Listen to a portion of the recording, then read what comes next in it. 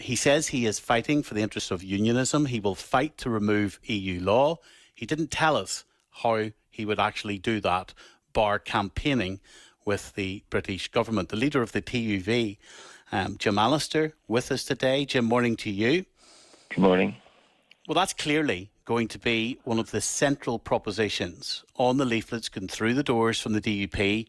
They will fight to get rid of EU law. So they say. But I think it's very clear that a key issue in the election, particularly for Unionists, was the issue of trust. You know, Gavin stood beside Sir Geoffrey, oversold the deal in every detail, told us the Irish Sea border was gone, they had blocked the pipeline of EU law, our place had been restored to within the United Kingdom. All patently wrong, and now very begrudgingly admitted to be wrong. It was really like you pulling teeth this morning to get him to the point of acknowledging that, because he had a desire to speak out of both sides of his mouth, to grudgingly admit they'd oversold it, while at the same time playing up what he still persists are the great advantages of his deal. He would say they've achieved a lot more progress in the renegotiation with the British government than you have, and he would point to the fact that when they went back into Stormont, they said progress had been made and there was more to do. No, when they went back into Stormont, they told us the Irish Sea border was gone. 0 checks, 0 paperwork was the infamous connotation of how they presented it. And that is just not true. So when it comes to the election, Unionists will be asking, well, who can I trust? Do I trust the DUP, who say, we're now going to do what we previously told you we had done and completed? Trust us to do it, even though we told you we'd previously done it and that was wrong? Or are they going to trust those of us who called it out and told it straight from the beginning that the Irish Sea border had not been gone, it was not gone, EU law continued? And there's a very important point which wasn't addressed with him about EU law. EU law is not just about incoming EU law. EU law is about the 300 areas of law which indelibly, through the protocol, of which not one word has been changed, are in perpetual effect in Northern Ireland. How would you get rid of EU law? Sorry, those 300 areas of law are the matters that include the EU Customs Code, which decrees GB to be a foreign But what is your country. pitch? How would you get rid of EU law? Well, look, it was the DUP's mandate to negotiate on behalf of unionism, and they had leverage. But they threw away their leverage. Their leverage was their stand over Stormont. You are standing in front of this electorate, Jim, saying, give me the leverage, give it to me, and I will effect change. The question to you is, because you can't just sit and complain about others, what is your sell as to what you could do about EU law? Well, my pitch in this election is about restoring our position in the United Kingdom. We're in a position where we've been detached by persistently requiring the British government to face up to its international responsibilities and not to surrender sovereignty over a part of its own country by constantly... Well, if I had my way, and if I had been the leader of unionism, I wouldn't have sacrificed the leverage that we had by simply tripping back into Stormont on a line.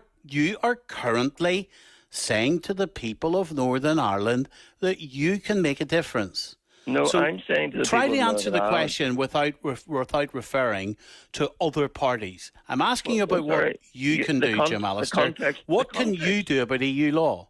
The context is all important, and the context is that unionism was betrayed by the DUP back into Stormont, but with the retention of EU law. So anyone coming behind them has so many pieces to pick up that it's going to be a mighty difficult job. But the starting point is one of truth and honesty. And the starting point of truth and honesty is not to spin and pretend that you achieved something that you didn't. So you've said it's a mighty difficult job to change EU law. Does that mean that you will not be able to offer any possibility of a mechanism of how it would happen? No, it doesn't mean that. It means that I will be relentless in demanding and not settling for a con job that it has been done when it hasn't. The campaign would be relentless in multifaceted asking for what? in asking to be treated with equal citizenship as a part of the United Kingdom where we make our own laws. It's so fundamental. We are the That would only mean the Western British nation. government would have to. That would mean the British government would have to break their international agreement with the EU. That would mean the Windsor Framework would have to be renegotiated, wouldn't it? It would have to go. Yes, look, you cannot solve this issue with retaining a protocol which creates a condominium of Northern Ireland, partly ruled by British law and partly ruled by foreign EU laws. Those 300 areas of law are in the gift now and control of the foreign parliament. That is unbearable. And you cannot resolve this situation so long as that continues. And I would not be settling for anything that permitted that to continue. I would be relentlessly fighting against that. I would certainly not be pretending to people I've achieved that which I haven't achieved, because I do think trust, and I think the judgment is all important in this. How does one judge the DUP on this? They told us they wouldn't settle until they got what was in their 7 tests. They rolled over in their 7 tests, told us they had achieved them. They gave up their leverage. What judgment was that? And yet now they say to the Unionist people, trust us again, having let you down the first time.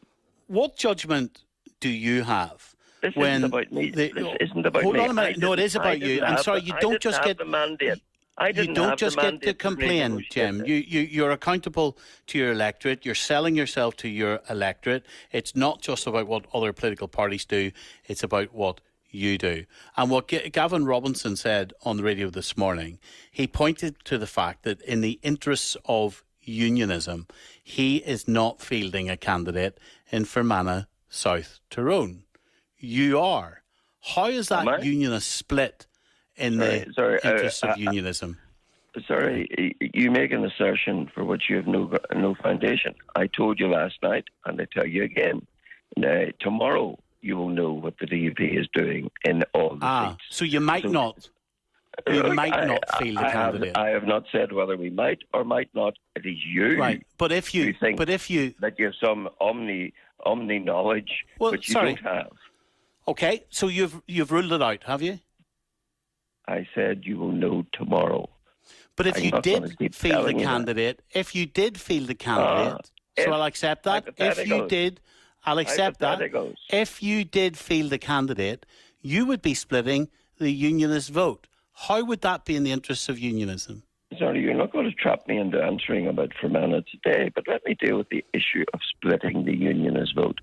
Those who have divided unionism are those who departed from the joint unionist position articulated in the joint declaration that we all signed in September 2021 of unalterable opposition to the protocol, its structures and its mechanisms. That was not so close to an election. That was not an election where people were being sent to speak. Well, should you not care? Should you not care who's in Westminster? Should you not care? I care about solemn pledges. That was an almighty solemn pledge. And the DUP and the Ulster Unions shredded it. They are the dividers of unionism in this situation. Unionism has had an agreed position of unalterable opposition to the protocol, its structures and its mechanisms. There is something that I'm intrigued about, Jim. Here's what I'm intrigued about. If you listen carefully to what Gavin Robinson said on Nolan this morning, he said that he had constructive conversations with you. So here you are lambasting his party, lambasting what Gavin Robinson personally has done, and Gavin Robinson is suggesting that behind the scenes he has had constructive conversations with you about where you will stand and where you will not. Have you had constructive conversations? That's even a misrepresentation of what he said, but let me be very clear. My discussions with Gavin Robinson in recent days were exclusively about Fermanagh and South Tyrone.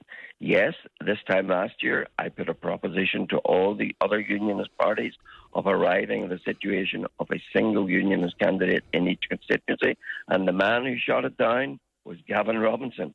But our recent discussions this year have been exclusively about Fermanagh and South Tyrone. And would you describe those conversations with Gavin Robinson as friendly and constructive?